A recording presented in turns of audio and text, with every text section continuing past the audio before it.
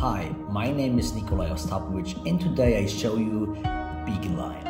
It is installed in a 4x4 node grid. The distance between each node is 3 meters. We made it snail style with tighter radii. It is connected to a power over Ethernet router of MikroTik with our software running on it. And it's powered with the IP68 power supply for outdoor usage.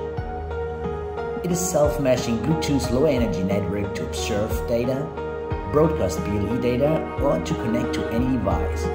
Please contact us for any question. Thank you. See you next time.